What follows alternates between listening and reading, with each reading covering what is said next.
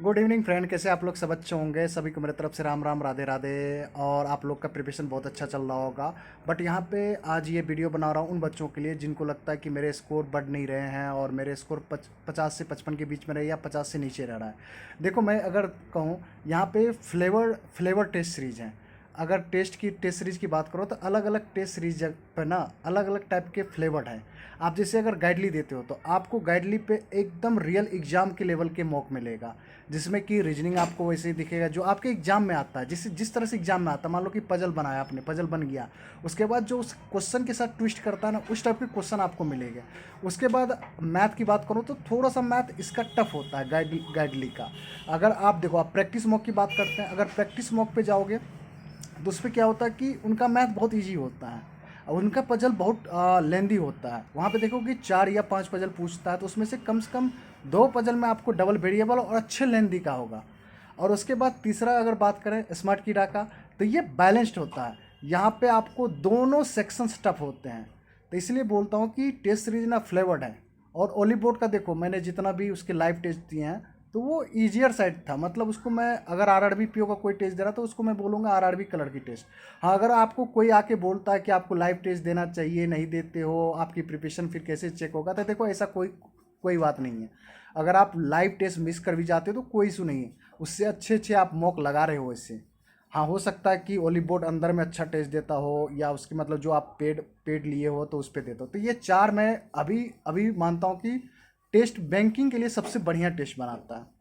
अगर आपके पास इस चारों में से कोई टेस्ट है तो बढ़िया। अब देखो नंबर की बात, अब बच्चे नंबर नहीं आते हैं तो सबसे बड़ा रीज़न है, देखो क्या होता है ना कि आप क्या करते हो ना, कंपेयरिंग करना स्टार्ट कर देते हो।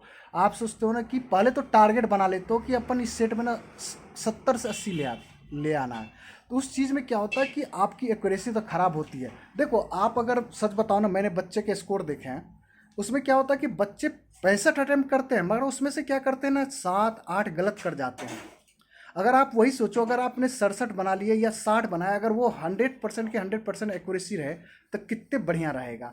आप अगर मान लो 64 बनाते हो, अगर आप वो 8 गलत करके अगर आप 55 56 नंबर लेके आते हो तो फिर वो इफेक्ट तो पड़ेगा ना।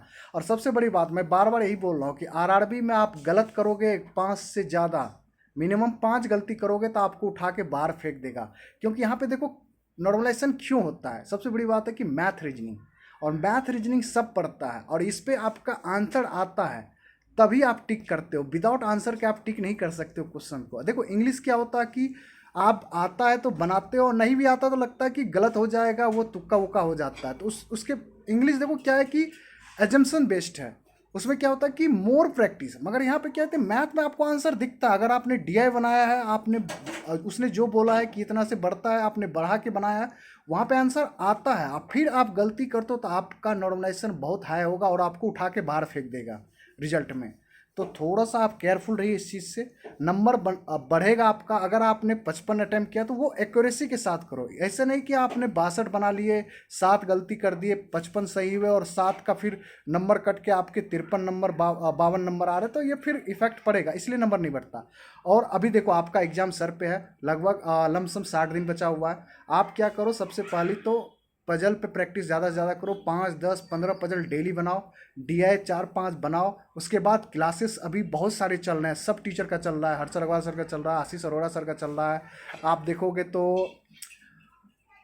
अरुण सर का चल रहा है, मीनाक्षी मैम का चल रहा है, सब वेरिएबल बेस्ड क्वेश्चन कर रहा है। तो आपको टाइम निकाल के ये सब क्लासेस देखना पड़ेगा। अब आप अगर टॉपिक वाइज देखना स्टार्ट करोगे तो आप फेरा में फंस सकते हो। टॉपिक वाइज देखिए, मगर 4 से 5 इनफ है। बट आप अगर ये वेरिएबल बेस्ड क्वेश्चन देखते हो या सर लोग जो करवाते हैं आप देखोगे तो आपको बेनिफिट होगा क्या। क्योंकि इसमें अगर 10 अर्थमेटिक कोई अगर क्लासेस है, मान लो कि आशीष अरोड़ा सर कोई क्लास लेके आता है, अगर अर्थमेटिक की बात करते हैं, अर्थमेटिक का क्लास लेके आता है फॉर आरआरबी पीओ, उसमें 10 से 15 क्वेश्चन होते हैं मैथ के। उसमें सब टाइप के क्वेश्चन होते हैं, आपके टाइम एंड वर्क भी होते हैं, आपके टाइम एंड डिस्टेंस होते हैं। तो आप वहाँ पे कंसेप्ट रिवाइज कीजिए, आपने जो बनाया आप बनाने का भी कोशिश कीजिए। तो इस तरह से अगर जिसके पास गाइडली का बंडल पीडीएफ है तो आप अगर 2023 का ले चुके हो तो आरआरबी पीओ में जाइएगा, वहाँ पे प्री का 50 डे का शेड्यूल बना होगा। डेली बेसिस आपको रीजनिंग और मैथ का शेड्यूल मिलेगा 50 40 40 क्वेश्चन का। उसी तरह अगर 2022 के पास है, किसी के पास मान लीजिए 2023 का नहीं लिए है और 2022 का ऑलरेडी से है, तो आप वो उसको भी बना सकते हैं। आपको पजल पे ज़्यादा से ज़्यादा प्रैक्टिस करना पड़ेगा, क्योंकि यहाँ पे 45 मिनट में 80 क्वेश्चन है और वेटेज ज़्यादा है रीजनिंग और मैथ दोनों का, क्योंकि इसमें इंग्लिश का रूल नहीं है।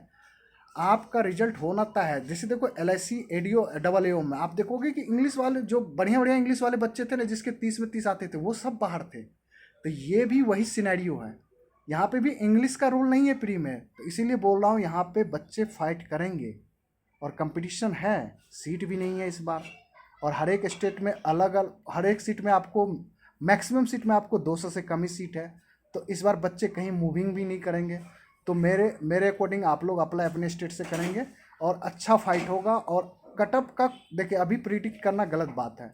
जब पेपर होगा, पेपर देखो, पेपर कितना शिफ्ट में होता है, एवरीडे 4 शिफ्ट होते हैं और 4 शिफ्ट में अलग अलग सीन बनेगा कि इसमें कितने DI आए, कितने टफ बने, तो वो अलग अलग सीन बनेगा। तो इसलिए अभी वो सब मत सोचो, अभी आपको टारगेट करना चाहिए। देखो मेरा मानना है, आप कभी भी कंपेयरिंग मत करना, मेरा ये मानना है। जब भी कंपेयर करोगे तो आपका स्कोर गिरेगा और गलत होने का चांस ज़्यादा होगा, ठीक है। तो यहीं वीडियो को ख़त्म करते हैं, आप लोग समझ चुके होंगे। तो वीडियो पसंद आए तो लाइक एंड सब्सक्राइब कीजिए। Thank you very much, good night.